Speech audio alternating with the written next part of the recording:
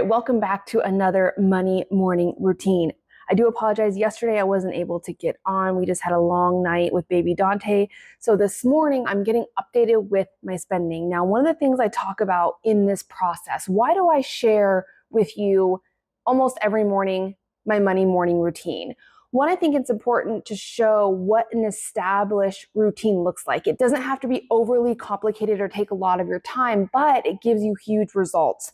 Another reason I like to share this is because I want to share that when you have a way of managing your money and your system is set up to serve you, right? I always say my budget has my back. And the reason I say that is because I implement my budget. I manage my money in a way where I can step away even for weeks at a time. And I have the peace of mind knowing that my money and the way things are getting paid, things are being taken care of, it's a well-oiled machine. So I was able to step away yesterday, not do anything. But today I did get updated with my spending. I had one transaction come out for my checking account. It's our joint investment contribution of $700. Now, let me explain this. So we have a joint brokerage investment account, me and my husband. We're using this for big, big goals. So our big dreams. And one of the things when you start investing, you shouldn't just be throwing money in an investment account because people are telling you to invest. That's one of the big, huge problems with the pressure and all of the information and advice that you're seeing about investing online. A lot of people are going out and investing when they're not ready or they don't have a clear plan to be a smart investor. So we had to sit down and say, okay, what are our goals with this money? And we had to make sure that our goals lined up with making sure investing was the best option for that money. Okay, there are things that make investing a little bit different when it comes to where to place your money because, for instance, if we plan on using this money within a year, I wouldn't invest it, right? Investing is a long-term growth strategy. So we have some bigger goals that we want to accomplish, I would say, over the next 5 to 10 years that we'll end up using the money. $700 a month is going into that. So that's what that is. Now, I hope to increase this by halfway through the year to $1,000 a month. That's my goal, because by then a lot of my sinking funds will be covered for the year, and I'm just going to use that to increase this investment contribution. This is also called dollar cost averaging. It's an investment strategy to kind of help mitigate some of the risk and the ups and downs that you see on a day-to-day in the market. Now, my goal is never to time the market.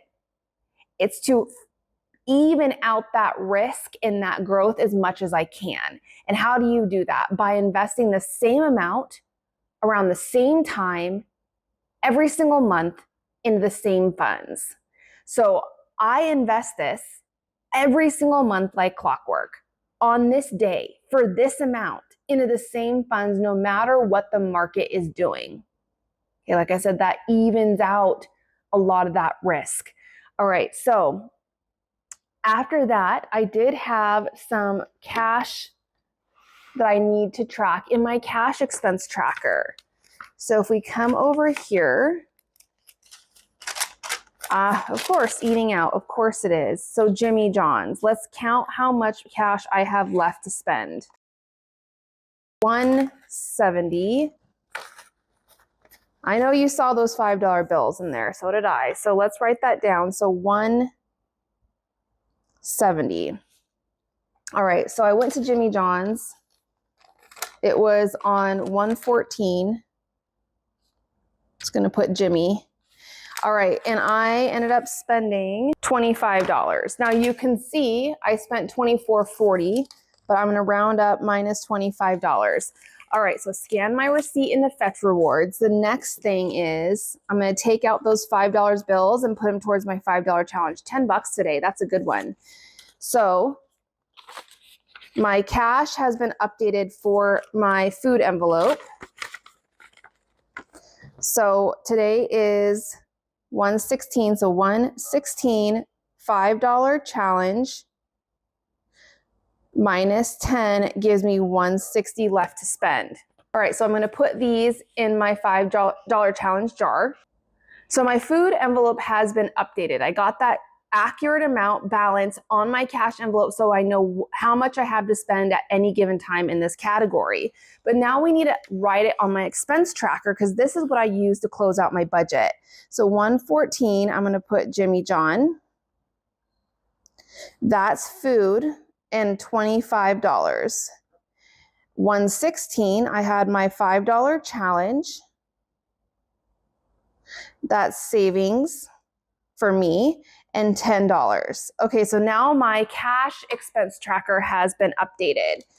All right, so, I've gotten, if you go down my line here, there's 10, 15, 20, $30 already.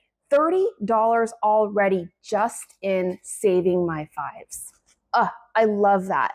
I love these savings challenges where it's a small amount every so often throughout the month. It's not such a huge hit to your budget or your cash flow, but just enough where it adds up. $30 and we're only halfway through the month. That's $30 that I wouldn't have saved had I not been doing this challenge. The challenges just make it really fun of creating that habit to save. That's what I love about savings challenges. It's about creating the habits that we can stick to in the future. So also another thing I want to share. So I've been talking about like prepping my workbook as I go. So I have March pretty much almost completed. I just need to write in my important holidays. I did write down St. Patrick's Day, but mostly it's just me getting the numbers and formatting done. Well, I started April. So you can see in March, I went like a St. Patrick's Day theme. And then in April, I'm going with like a spring Easter. I don't know if you can see all that Easter type thing. We have April Fool's Day and Easter. I wrote down some important dates. I'm just finishing my doodling. All this I drew. That's another thing. I wanted to start using less stickers. Buying stickers is expensive. And one of the things that I absolutely love about using my workbooks is the ability to be creative. Fun fact, one of the ways that I made extra money when I was paying off debt in the beginning when my budget was really tight, I used to sell my artwork. So I usually draw in the medium of color pencils, pastels, and charcoal.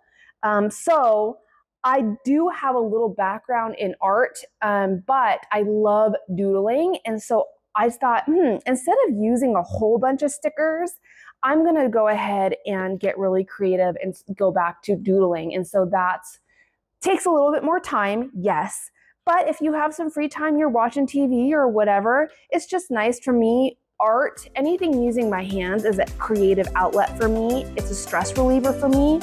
So that is my Monday morning routine.